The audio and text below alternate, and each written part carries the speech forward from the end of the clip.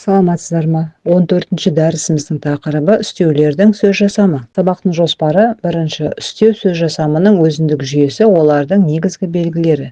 Екінші, үстеудің сөз жасамдық тәсілдері. Үстеудің сөз жасамы деген не?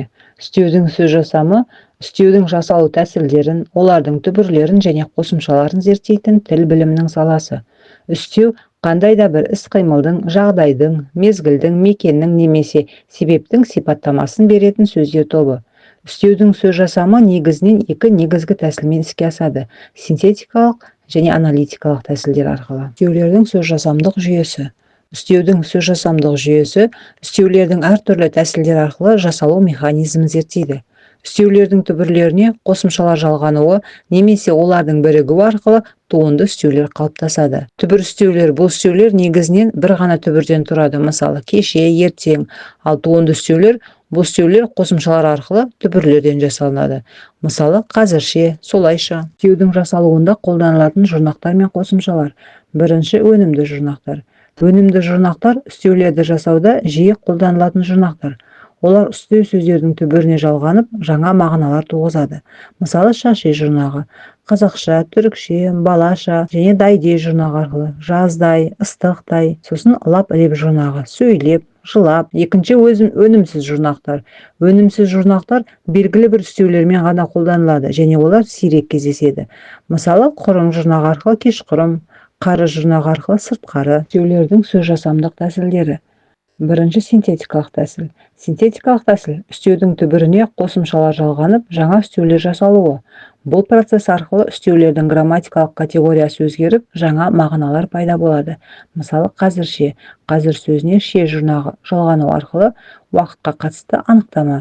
Жоғарырақ. Жоғары сөзіне рақ жұрнағының жалғанып, мекеннің жоғары деңгейіне қатысын көрсетеді. Екінші, аналитикалық тәсіл. Аналитикалық тәсіл арқылы үстеулер күрделі сөз тіркестерінің нәтижесінде жасалады. Мұнда қосымша жұрнақтарсыз тек түбір сөздер ғана біріктіріледі.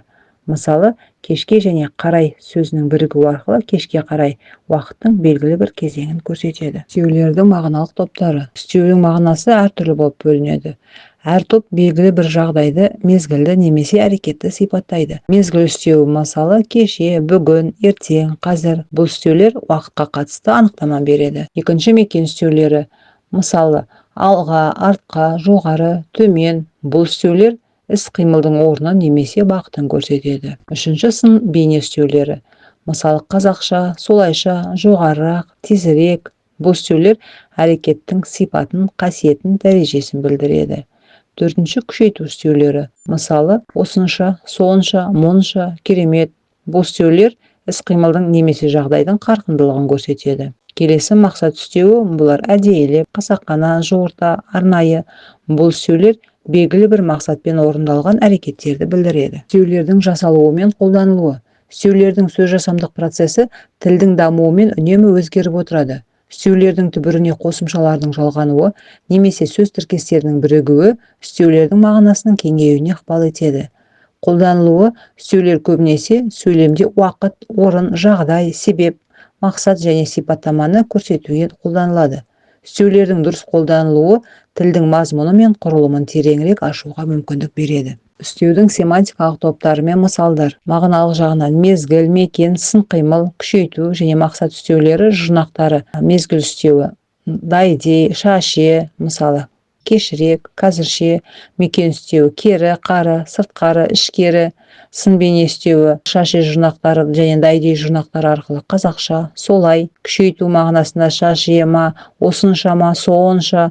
Және мақсат үстеуі: лап-леп, жорта, мысалы әдейілеп, қасақана үстеулері. Қорыта айтқанда, үстеудің сөз жасамы тілдегі маңызды құрылымдық бірлік болып табылады. Ол жаңа туынды үстеулердің пайда болуына әсер етеді және сөйлемде уақыт, орын, жағдай, себеп сияқты түрлі мағыналарды білдіру үшін қолданылады. Үстеудің сөз жасамы арқылы сөйлеуші белгілі бір әрекетті немесе жағдайды нақтылап, оны күшейтеді немесе азайтады. Үстеудің сөз жасамы тілдің кеңеюі мен дамуына өз үлесін қосады.